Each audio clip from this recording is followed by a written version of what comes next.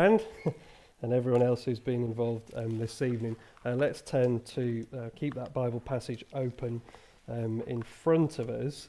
And my question for you as we begin is, what do you need to know about, well, what is that, first of all? Basic comprehension, what is it? It's chocolate, yeah, it's Terry's chocolate orange. What is it that you need to know about a Terry's chocolate orange? Dawn French. It sat right here amongst us. Dawn French. Go on, give it in a loud voice. It's not Terry's, it's mine. It's not Terry's, it's mine. That's what you need to know about a Terry's chocolate orange, isn't it? It's not that that is going back a little way, isn't it? I don't know, 80s, 90s maybe, but yes, it's not Terry's, it's mine. And if that's the case, what do you need to know about Mr. Kipling's cakes? They're exceedingly good. That's right. Actually, he says it. You probably can't see. It's very small, but they're exceedingly good cakes. They're exceedingly good. They exceed. They go beyond. I guess that presumes that there is such things as bad cakes, though I've never met a bad cake. I don't know if you have. I certainly have never met a bad cake in my life. Certainly not at Mickfield Evangelical Church. But and I guess good cakes. But then there are Mr. Kipling's cakes, which are exceedingly good. As we meet Jesus in Mark's Gospel, what we see is that Jesus consistently exceeds, if I can put it like that. He excels. He goes beyond. He goes the extra mile. He goes further. He is always and forever more. If you have categories, he'll blow them out of the water. That's Jesus. He is exceeding in everything. He is more, and that's what we're going to see very briefly this evening in three ways. The first is that he's the shepherd who knows you more than you know. He's the shepherd who knows you more than you know. The apostles gather around Jesus, don't they? Come back to Jesus in verse 30 and tell him about all that they've done and taught. So Jesus called his disciples in chapter 1. We saw that just a little bit. He called them to follow him in chapter 1. And then in chapter 3, he chose the 12. And then in chapter 6, we see him sending them out. And now they're back and they're reporting back to Jesus about what they've been up to, what they've done and what they've taught. And so they come back in verse 31, then because so many people were coming and going that they did not even have a chance to eat, Jesus said to them, "Come with me by yourselves to a quiet place and get some rest." And so they went by themselves away in a boat to a solitary place. He knows them well, doesn't he? He knows them well. He sent them out. They've come back. They've reported back. And he knows them well. In fact, he knows human beings well. He knows you and me well. And he knows, because he made us, that we have limits. That we are but dust, as the psalm puts it. We are but dust. And as the old hymn puts it, well our feeble frame he knows. And he recognizes that in these apostles, these disciples that he sent out, they're so busy, aren't they? There's people coming and going all the time, and there's not even chance for them to grab a bite to eat. They're just rushed off their feet. And Jesus can see that, and he knows his disciples deeply, and he knows and he can see that they, like us, need time to eat. Need time to sit down for a moment. Need time to drink, to sleep, to think, to learn, to recharge, to top up. And we're the same, aren't we? Some of you pour yourselves out for other people. Some of you feel that sense in which there are pressing demands on you all the time. There's people kind of coming to you and they need you and they need whatever it is. It might be working life or parenting or whatever. You just feel that sense that there's people coming and going all the time. And with all the other extra stuff that we have in the modern world, it feels all the more the case, doesn't it? Messages, things pinging at you all of the time.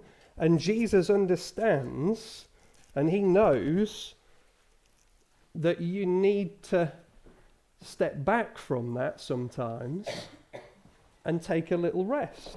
And that's what he says. Come with me by yourselves to a quiet place and get some rest.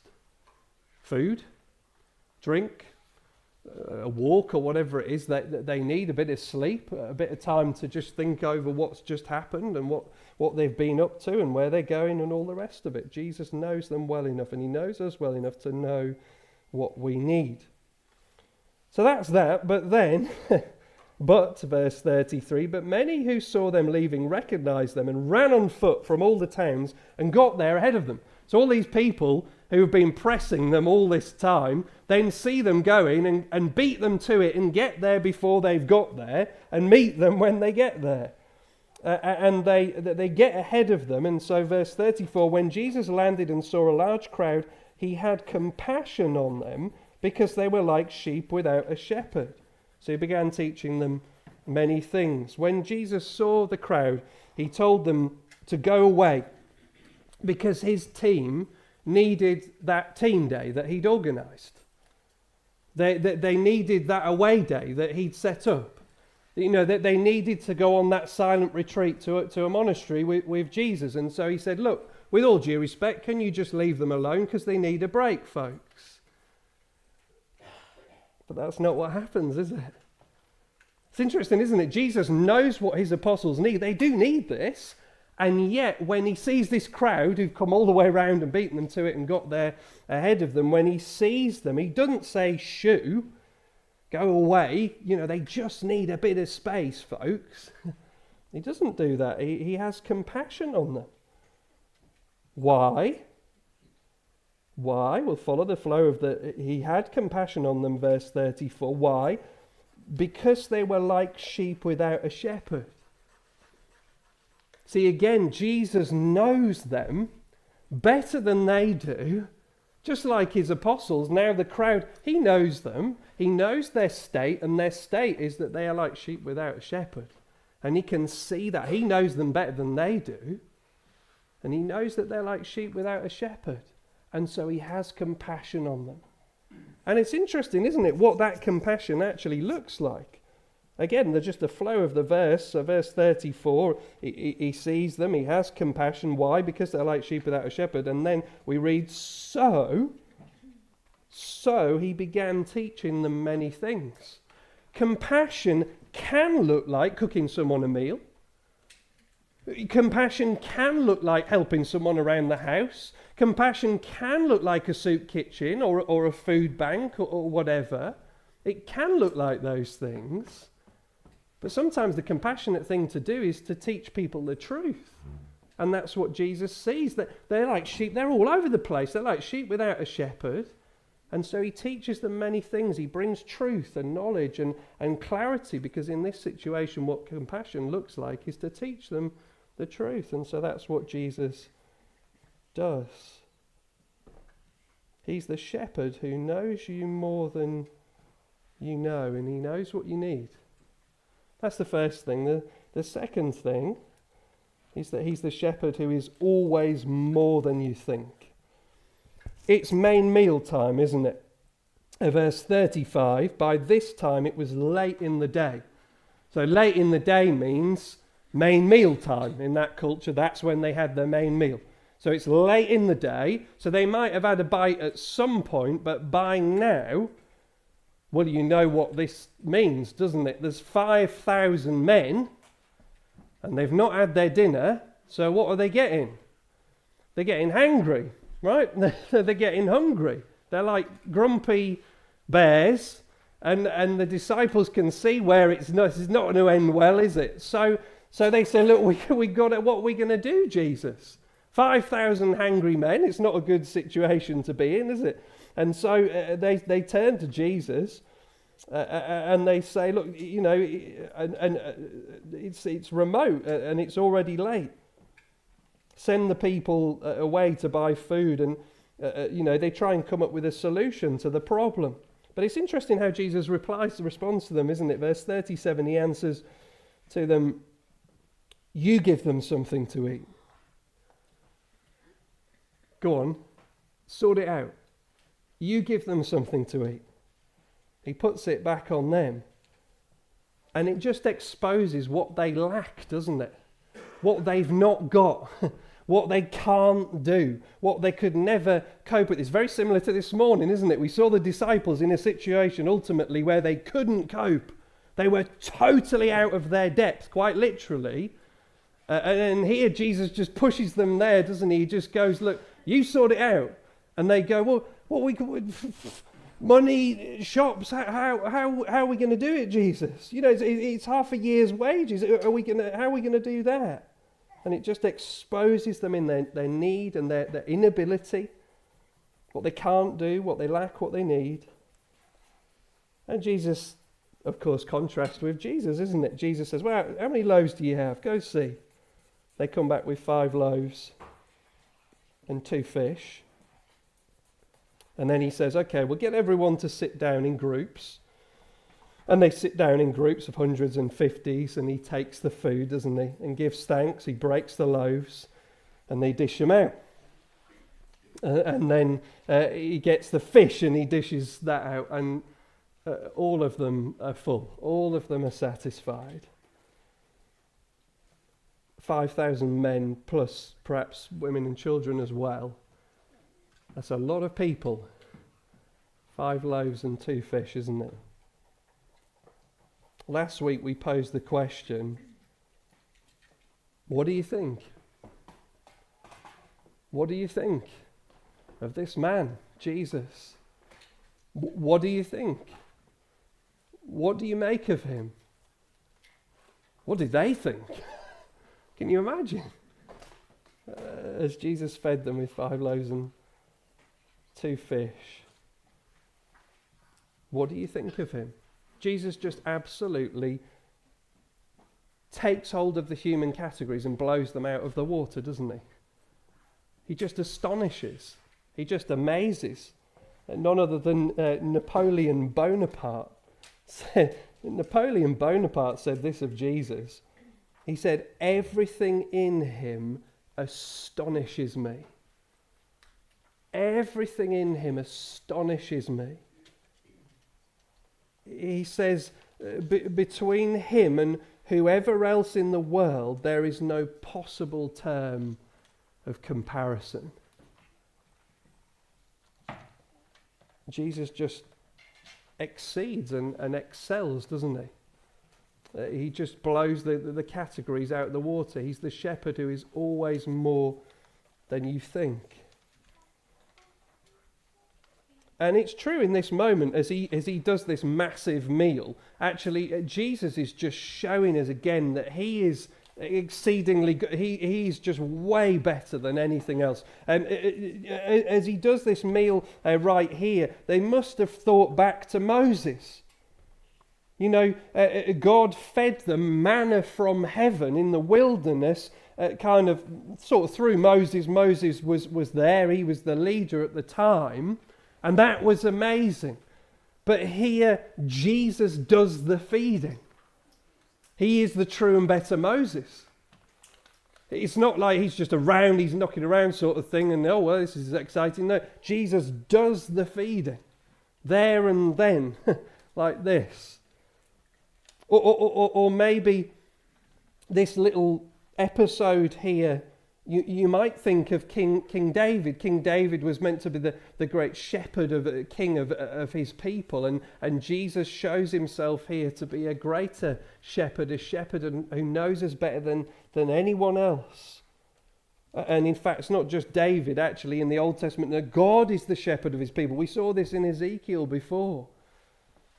God is the shepherd of his people. There's a million different ways that comes out in the Old Testament, but I just stumbled across one this week, actually, in Isaiah 40, chapter 11, it says, "He tends his flock like a shepherd. He gathers the lambs in his arms and carries them close to his heart. He gently leads those that have young." And here Jesus leads them to green pastures, literally green grass actually, isn't it? And he feeds them, 5,000 of them. You know, Jesus exceeds all of the Old Testament examples. We love a Mickfield bring and share lunch, but Jesus even exceeds a Mickfield bring and share lunch. You know, we're all in awe of Anne Huggins, aren't we? 50 people. How does she do it every time, right? Well, Jesus does 5,000. Jesus is the true and greater Anne Huggins, right? No, but he just blows all the categories, doesn't he? And that's Moses and David and Mickfield and Anne Huggins or whatever. But then there's Elisha, that little moment. We just had it, didn't we, in 2 Kings chapter 4, where he has 20 loaves to feed 100. And it's like, whoa, this is going to be a bit, they're hungry guys. And God says they will eat and have some left over.